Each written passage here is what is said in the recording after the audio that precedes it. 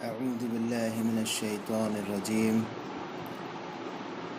بسم الله الرحمن الرحيم. ظهر الفساد في البر والبحر بما كسبت أيدي الناس ليذيقهم بعض الذي عملوا لعلهم يرجعون. نحمده ونصلي علی رسولہ الکریم، اما بعد. تمام تعریفیں اس اللہ وحدہ لا شریک کے لیے ہیں جس نے ہمیں پیدا فرمایا، جس نے ہمیں رزق دیا، جس نے ہمیں صحت دی.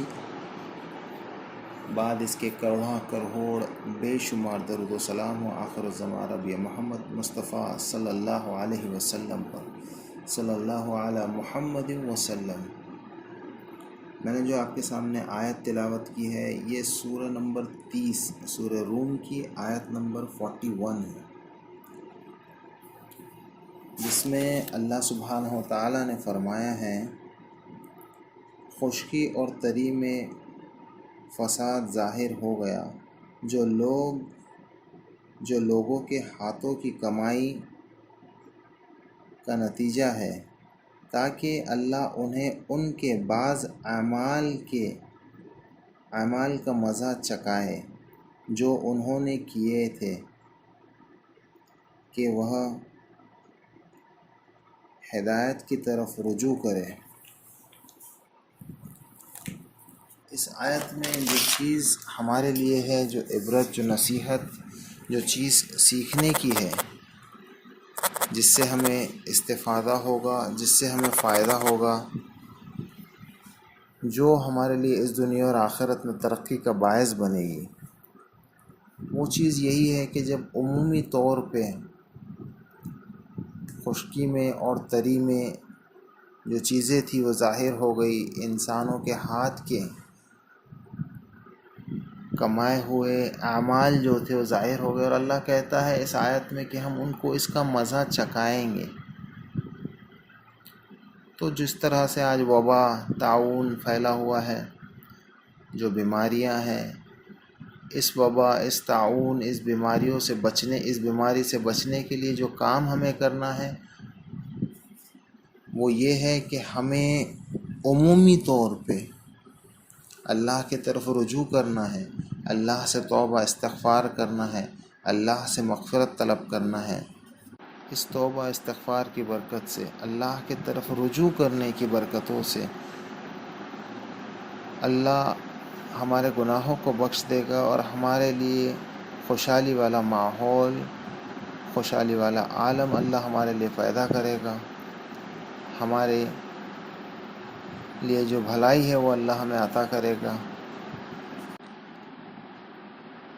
اسی طرح سے آئیے ہم اس بات کا جو نقشہ قرآن نے کھینچا ہے ہم وہ دیکھتے ہیں. قوم یونس، عمومی طور پہ پوری کی پوری قوم نے جب عذاب کو آتا ہوا دیکھا تو وہ پورے کے پورے ایک میدان میں، ایک گراؤنڈ میں اپنے جانوروں کے ساتھ جمع ہو گئے، اور انہوں نے اللہ کی طرف رجوع کیا، اللہ سے توبہ استغفار کیا، تو اللہ نے ان کے اوپر سے وہ عذاب کو ٹال دیا.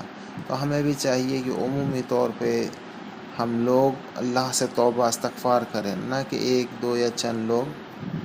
عمومی طور پہ ہم سب لوگ اللہ سے توبہ استغفار کریں. انشاءاللہ اس وبا، اس طاعون سے اللہ ہمیں راحت دے گا، عافیت دے گا. اور ماحول میں جو برائیاں، جو بے حیائی ہے، اگر ہم اس برائی کو، اس بے حیائی کو برا نہ سمجھے، اسے روکنا بھی مناسب نہ سمجھے، تو تب اس طرح کے حالات ہم پہ پیدا ہوتے ہیں.